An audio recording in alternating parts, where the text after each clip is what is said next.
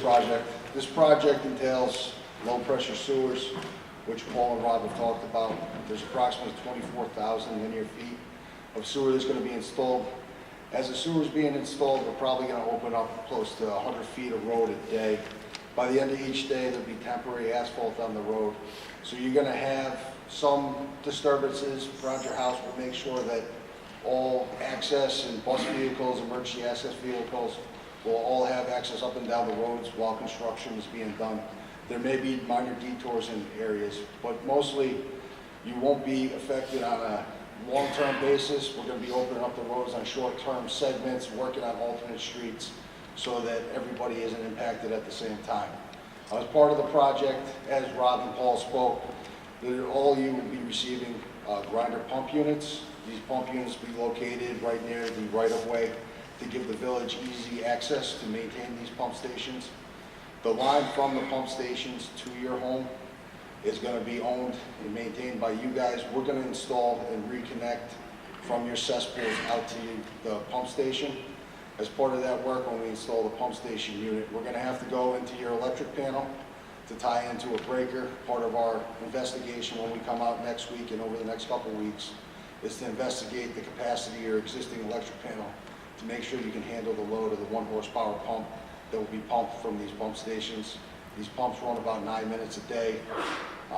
They're not much of a load on the house, and the village will be owning and maintaining the pumps, so if there's any issues, there's a telemetry system with the control panels, which will allow the village to be alarmed before you even realize that you have an issue with your pump station.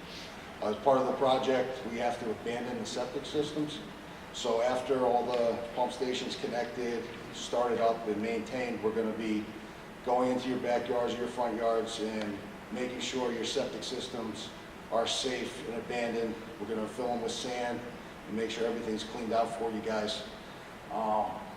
And everything will be free. I wanted to go through a couple typical installation. Typically, we tie into the electric panel to a control panel that'll be mounted on your house adjacent to your electric meter. So it's the size of like a Verizon box. It's like 12 by 12 on the side of your house.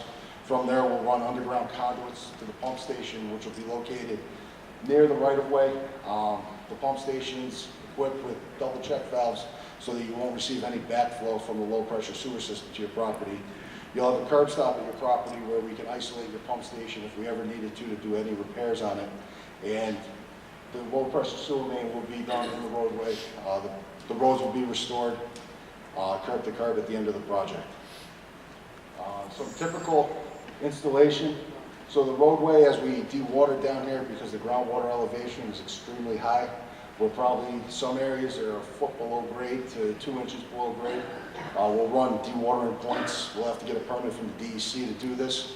As part of this, we'll open the road. We'll have it barreled off, curbed off. We'll have maintenance and protection of traffic. There'll be flaggers on each side, making sure everybody's safe. They'll be using shoring if they need to, based on depth of excavation. And a typical lateral to your property looks like the green pipe. It's an 1.25 inch line, and there'll be a valve and a curb stop at your property.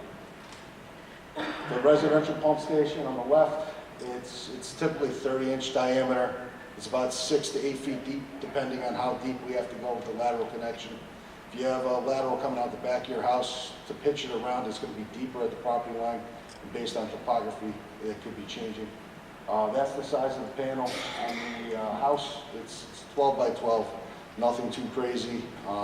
It's got a red beacon alarm, and it's got an audible alarm, but that'll all be through telemetry. We'll alert the sewer district personnel. A typical installation on your property, we're going to have to dig up your property to get the sewer. So you're going to have a linear trench on your property. We're going to be coming around asking if you have irrigation systems and trying to identify any known obstructions underground that you may know. We're going to avoid trees at all costs and keep proper separation with your water service and gas service lines.